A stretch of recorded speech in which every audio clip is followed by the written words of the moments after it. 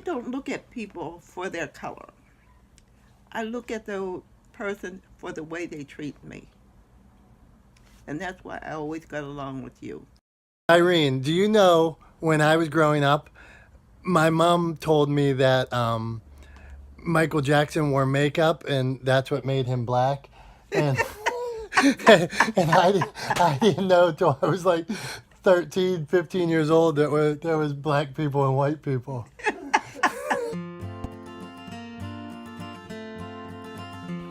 I'm Dominic Damaski, and this is Discovering Inspiration. On this episode, we meet Irene Rinne, a woman who's seen it all but was told long ago her story didn't matter. I couldn't disagree more. And today, we're going to learn about her life, loss, heartbreak, and happiness. Today, we are going to help Irene share her story.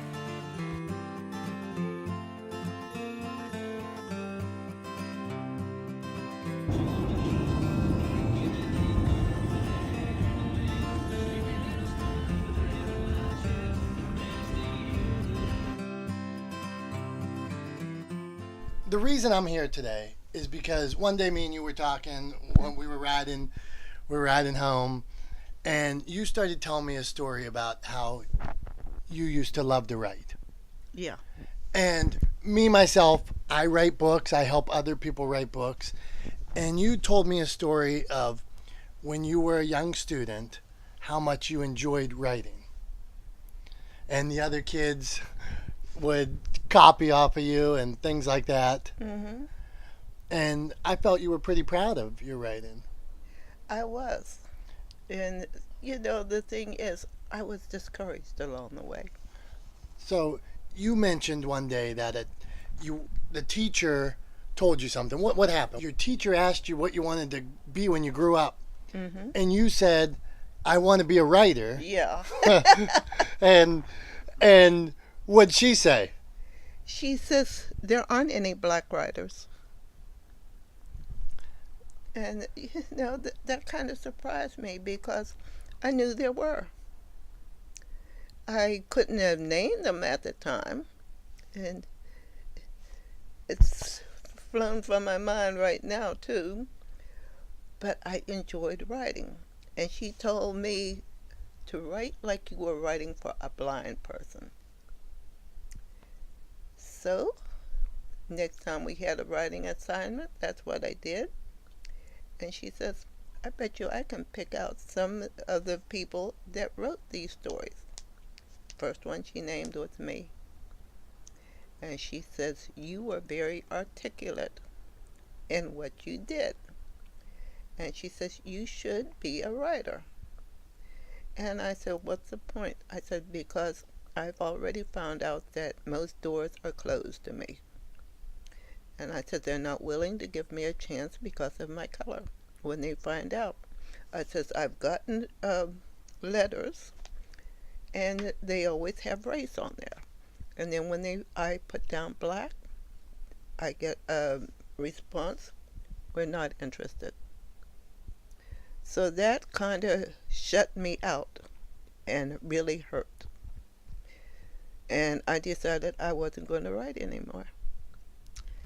And Well, one of the things that I was hoping is I felt like that when I heard that, I wanted to help you tell your story and get it out to as many people as we could. You telling your story, whether it be about race, the love of your life, handsome Tim and his dreads over there, or whatever that may be. I see handsome Tim over here. How many children do you have? I had 5. Now 1 living one. That's it. Irene, so you talked about having your own tough times, but I know you do a lot to help the homeless and things like that. Mm-hmm. Why does that mean so much to you? Because I saw some of the people coming in without a winter jacket on, scarf, hat, or gloves. And I had seen some stuff on sale. So I decided to take the money that I had and start buying up some of the stuff. And at that time, I could get a winter coat for $1.99. You can't do that now. But I would make sure they had the hats, scarves, and gloves to go with it.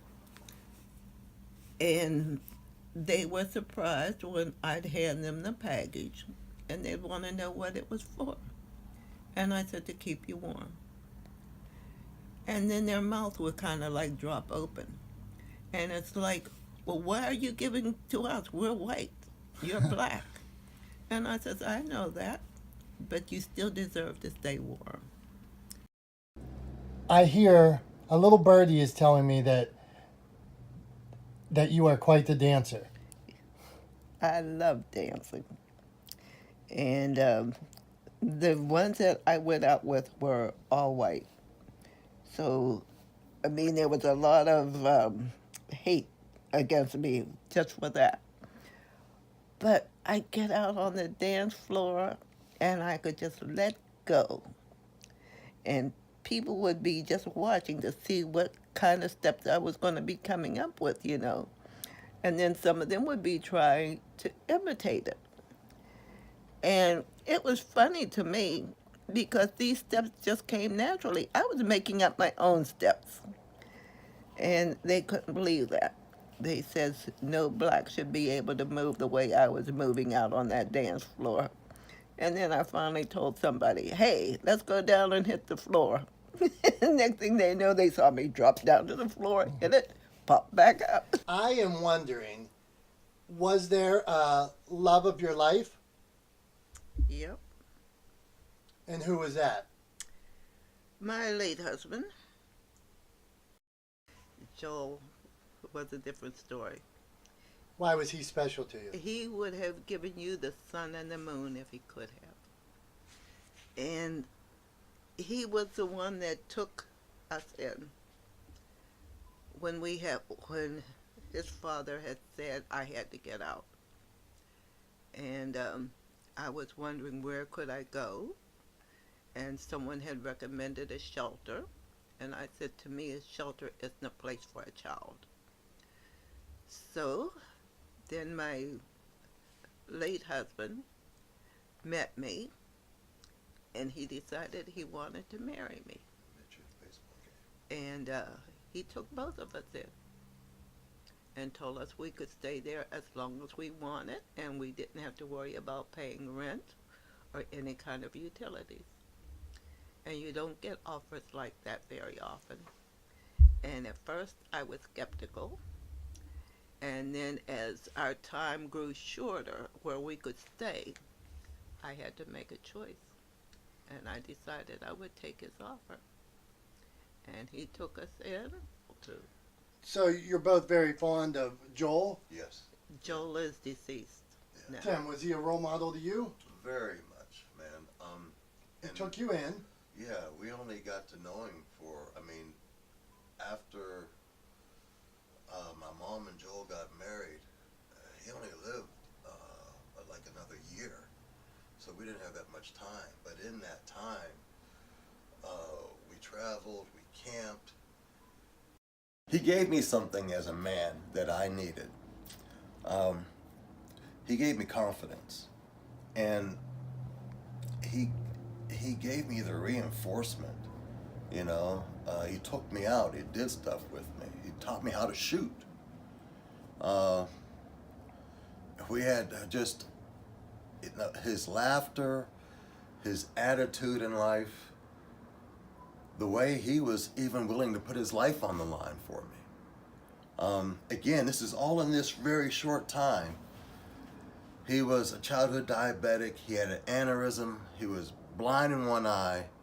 And yet, in this new neighborhood that we moved into, Mount Washington, where I got in to some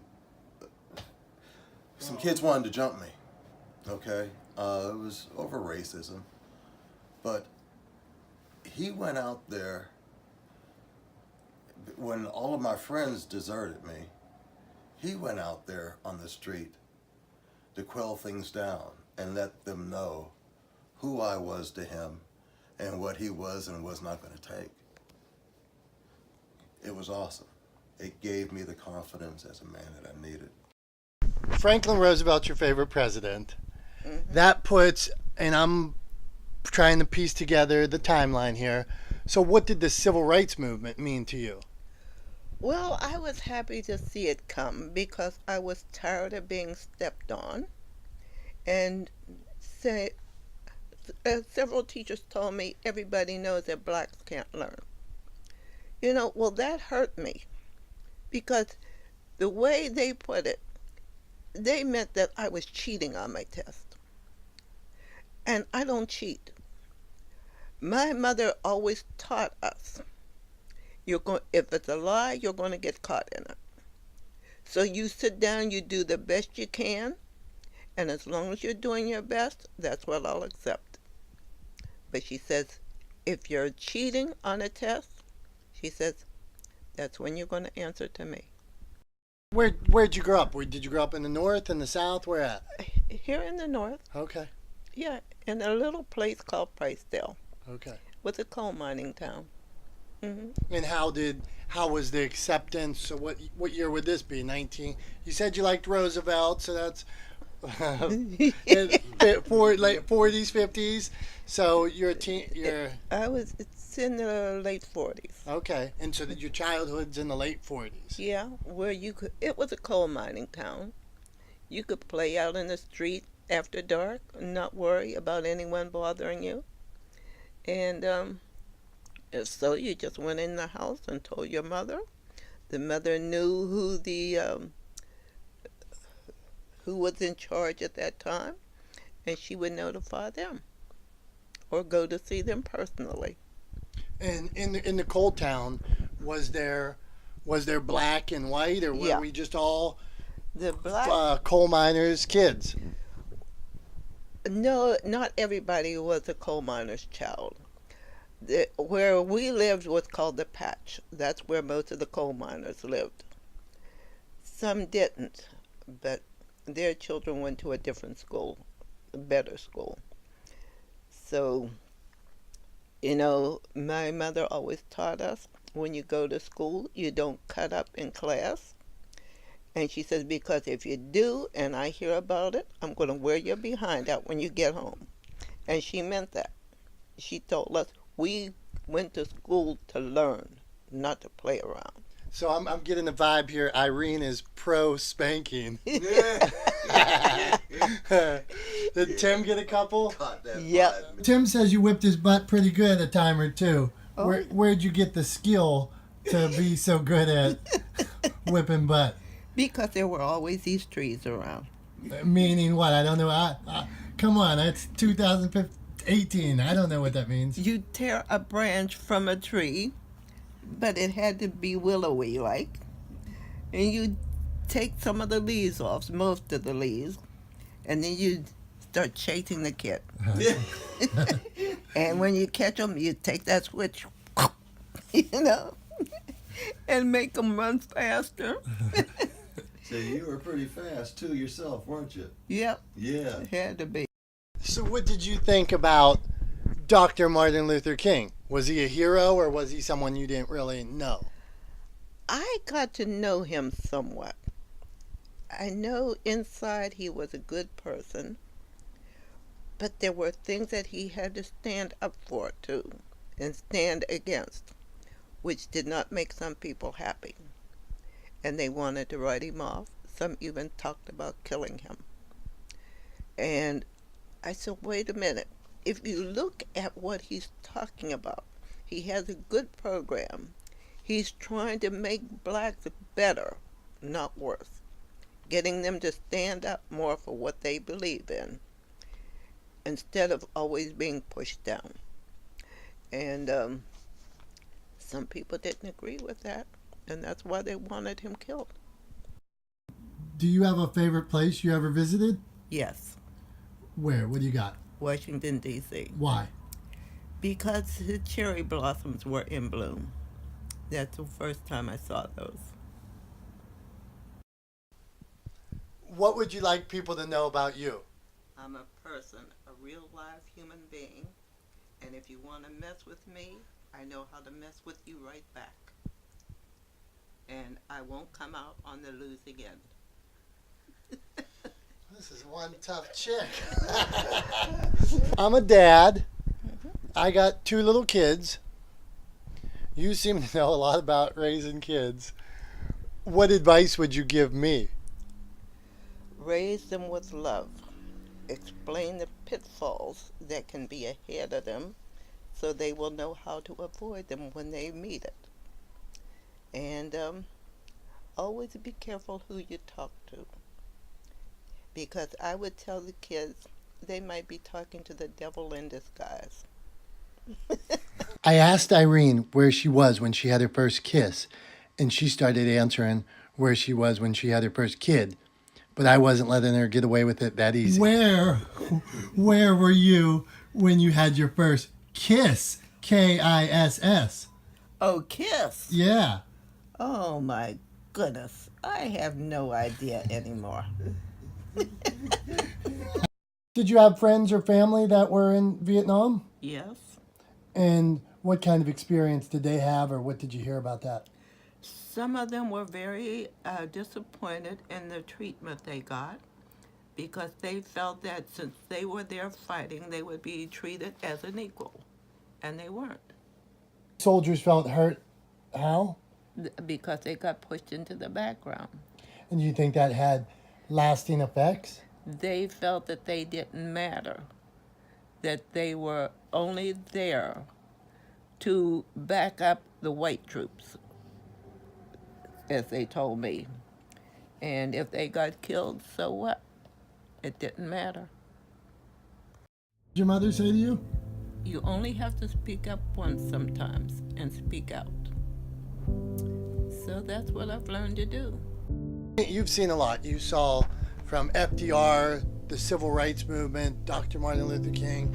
Then we have the words that your teacher spoke to you. What would you say to this generation that doesn't really know what it was like back then? How would you teach them, or how would you tell them to get along?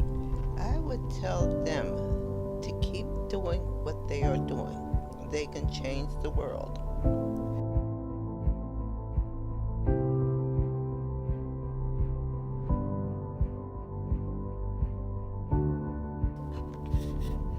Now, who is that little girl there?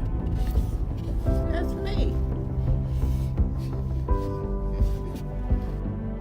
I'm Dominic Damaski, and this is Discovering Inspiration. Today we hung out with my friend Irene Rinne, and what we found out is everybody has a story. Don't let anybody tell you your story doesn't matter or you're not important.